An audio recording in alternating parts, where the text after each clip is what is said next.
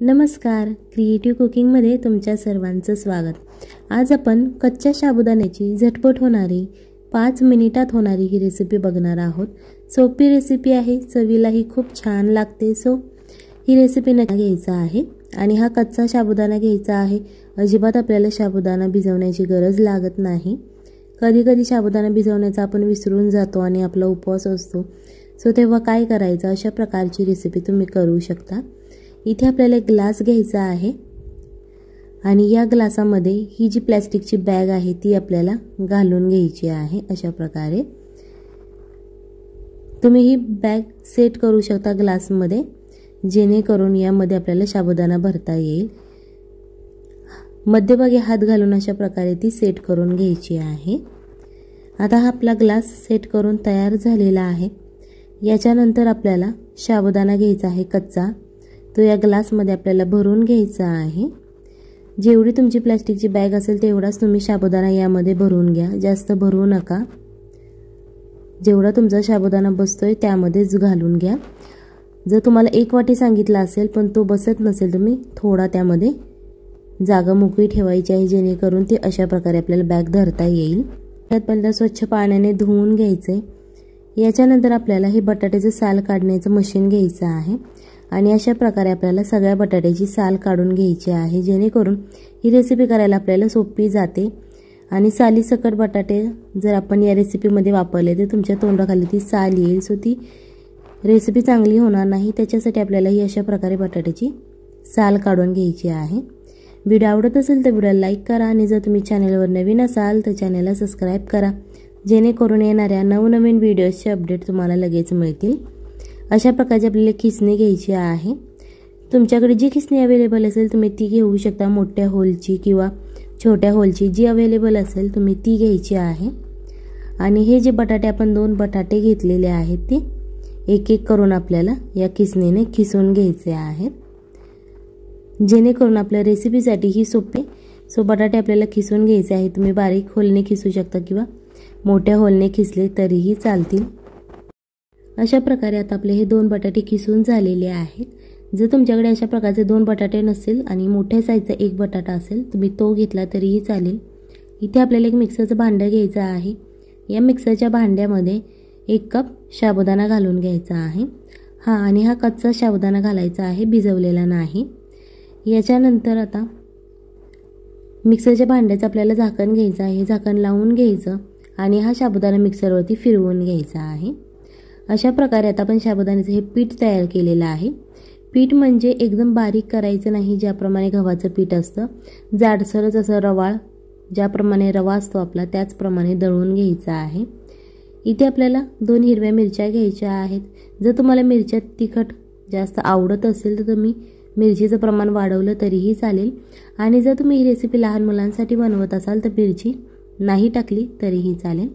आपण जो बटाटा खिसून घेतला होता तो आपल्याला 1 ते 2 पाण्याने स्वच्छ धुवून घ्यायचा आहे, कारण बटाटा खिसल्यानंतर लाल होतो। सो तो धुवून घेतला की लगेच अशा प्रकारचा सफेद होऊन जातो। त्याच मिक्सरच्या भांड्यामध्ये हा किसलेला बटाटा आपल्याला घालून घ्यायचा आहे। चवीप्रमाणे मीठ घाला। जरी ती उपवासाला बनवत असाल तर उपवासाचं मीठ घातलं तरीही चालेल। थोडंसं पाणी घाला, 2 ते 3 चमचे, आणि परत एकदा हे मिक्सरवरती आपल्याला फिरवून घ्यायचं आहे। जास्त पाणी घालायचं नाही, 2 ते 3 चमचे पाण्यात होऊन जातं। अशा प्रकारे तुम्हाला दिसत असेल बघा, हिरवट असा आपल्या पेस्टला कलर आलेला आहे, कारण यामध्ये आपण मिरची घातली होती।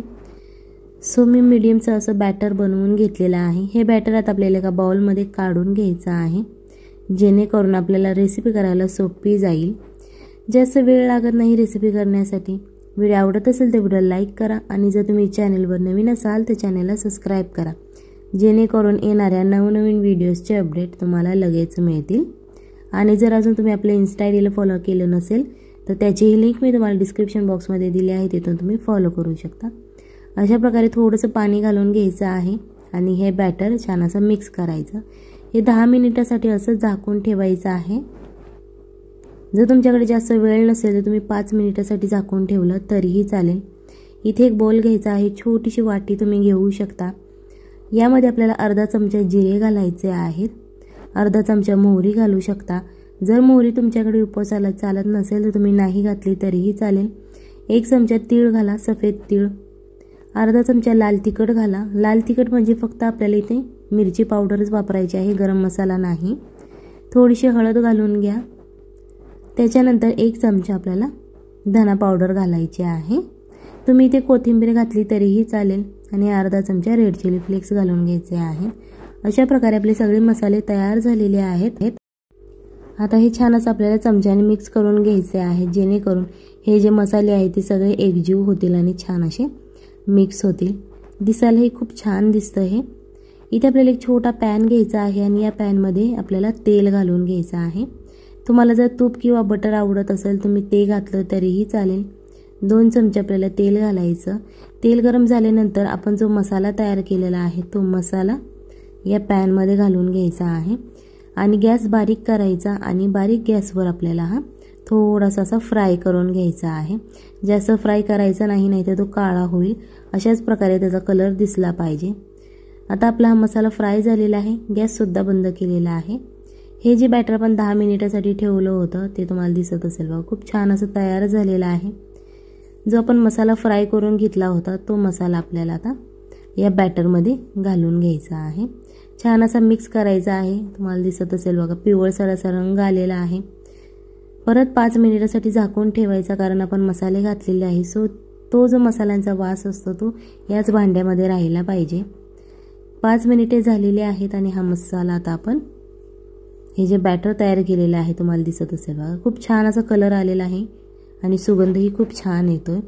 याच्यानंतर आपल्याला एक ग्लास घ्यायचा आहे आणि ग्लासमध्ये अशा प्रकारची प्लास्टिकची बॅग घ्यायची आहे, जी केकवाले यूज करतात क्रीम भरण्यासाठी।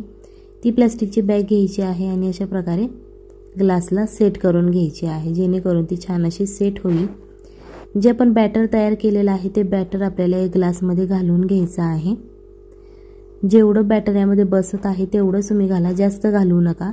जर तुमच्या पिशवीचा आकार मोठा असेल तर तुम्ही जास्त घातलं तरीही चालेल, कारण ते वरच्या बाजूने बाहेर येऊ नये यासाठी आपल्याला थोडं यामध्ये बॅटर घालायचं आहे। अशा प्रकारे आता आपलं हे बॅटर घालून झालेलं आहे। पिशवीचे जे एक्स्ट्राचा जो पार्ट आहे तो अशा प्रकारे वरती करायचा आहे आणि हे जे बॅटर आहे ते थोडंसं आपल्याला हाताच्या मदतीने खाली दाबून घ्यायचं आहे। यामध्ये तुम्हाला बुडबुडे दिसत असेल ते बुडबुडे सुद्धा काढून घ्यायचे आहेत। अशा प्रकारे आपलं हे बॅटर आता तयार झालेलं आहे। हे आता आपण त्याच ग्लासमध्ये घालून ठेवणार आहोत। इथे आपल्याला तेल गरम करत ठेवायचं आहे आणि जी पिशवीचं पुढचं तोंड आहे ते आपल्याला कापून घ्यायचं आहे। तुम्हाला जेवढं हवं असेल तेवढं तुम्ही कापू शकता आणि अशा प्रकारे छोट्या छोट्या चकल्या आपल्याला या तेलामध्ये सोडायच्या आहेत। चकल्या सोडल्यानंतर तुम्हाला लगेच पलटायच्या नाही, थोडंसं ते फ्राय झाल्यानंतर आपोआप सुट्ट्या होतात। ही जी एक पद्धत झाली। आता ही दुसरी पद्धत सांगते तुम्हाला, तुम्हाला जी पद्धत आवडेल तुम्ही त्या पद्धतीने करू शकता। छोटीशी आलं खिसण्याची खिसणी घ्यायची, 2 ते 3 मिनिटात तेलात अशी सोडून द्यायची, जेणेकरून ती गरम होईल आणि याच्यानंतर याच्यावरती चकली घालून घ्यायची आहे। ती तेलात सोडायची। जेव्हा ही चकली शिजते तेव्हा ही या खिसणीपासून आपोआप सुट्टी होते चकली। ही झाली दुसरी पद्धत, तुम्ही ही सुद्धा ट्राय करू शकता। आता याच्यानंतर तिसरी पद्धत सांगत आहे, ती म्हणजे अशा प्रकारे ज्याप्रमाणे कुरकुरे असतात त्याचप्रमाणे हे उभट आकाराचं आपल्याला तेलामध्ये सोडून घ्यायचं आहे, जेणेकरून आपली झटपट अशी रेसिपी तयार होते। मी तुम्हाला 3 पद्धती सांगितल्या आहेत। तुम्हाला जी पद्धत आवडत आहे तुम्ही त्या पद्धतीने रेसिपी करू शकता। ही रेसिपी नक्की घरी ट्राय करा, आपल्या फॅमिलीला खाऊ घाला आणि मग मला कमेंटमध्ये सांगा कशी झाली होती, कारण खूप छान अशी रेसिपी आहे, टेस्टी। उपवासाला तुम्ही बनवू शकता, नाश्त्याला बनवून खाऊ शकता किंवा मुलांच्या टिफिनला सुद्धा देऊ शकता। इतकी टेस्टी ही रेसिपी आहे। ही तुम्ही एका सॉस बरोबर, चटणी बरोबर किंवा दही बरोबर खा। चला तर मग भेटूयात पुढच्या रेसिपीमध्ये। Bye bye, Tata.